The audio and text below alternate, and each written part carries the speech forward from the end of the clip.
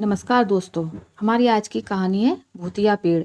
रौनकपुर नाम के एक शहर में राजा रौनक सिंह का राज हुआ करता था। वो हमेशा अपनी प्रजा के हित में कार्य किया करते थे। वहाँ की प्रजा बहुत खुश रहती थी।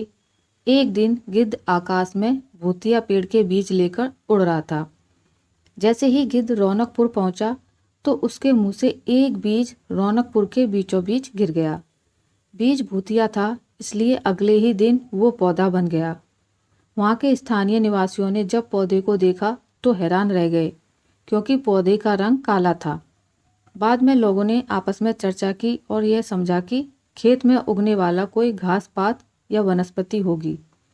दूसरे दिन वो पौधा काफ़ी बड़ा हो गया। लोगों को और ज़्यादा दुविधा हुई कि एक ही दिन में ये पौधा इतना बड़ा कैसे हो गया।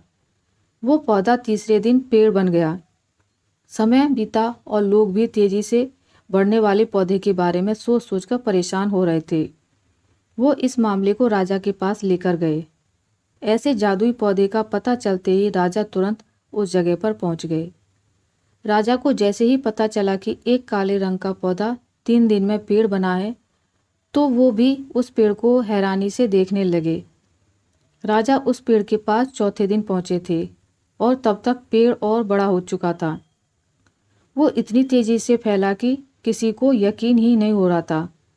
राजा समझ गए कि इसका रंग काला है, इसमें जरूर कुछ जादू टोना होगा।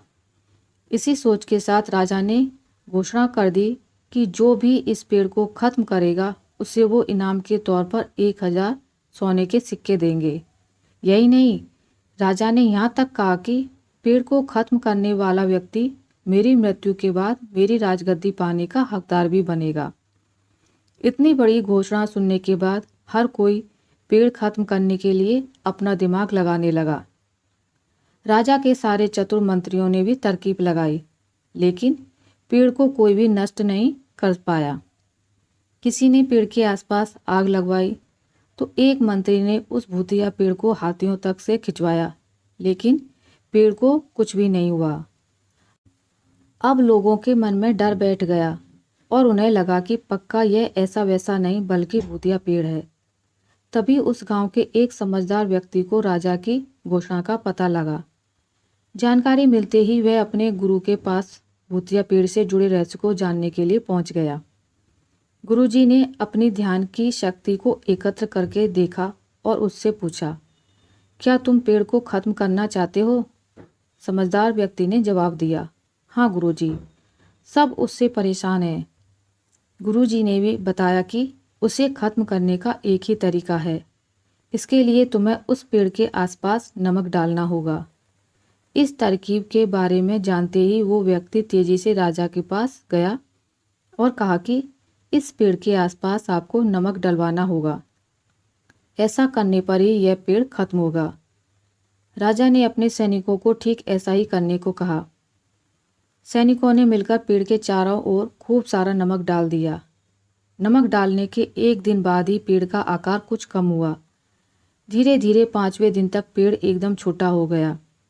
उसके बाद गलकर वो गायब ही हो गया। उस व्यक्ति की तरकीब काम कर गई और राजा ने खुश होकर उसे इनाम की 1000 सोने की मोहर पहले दी।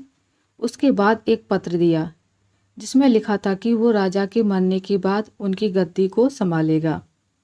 वो समझदार व्यक्ति खुश होकर अपने घर चला गया।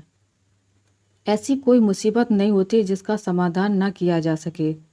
ज़रूरत है तो बस धैर्य और समझदारी की। आशा करती हूँ आपको मेरी आज की कहानी अच्छी लगी होगी। अगर आपको मेरी ये कहानी अच्छी लगी है तो इसे लाइक करें, ज़्यादा से ज़्यादा शेयर करें, और अगर आप मेरे चैनल पर नए हैं तो इसे सब्सक्राइब करना ना भूलें। मिलते एक नई कहानी के साथ, तब तक के लिए नमस्कार।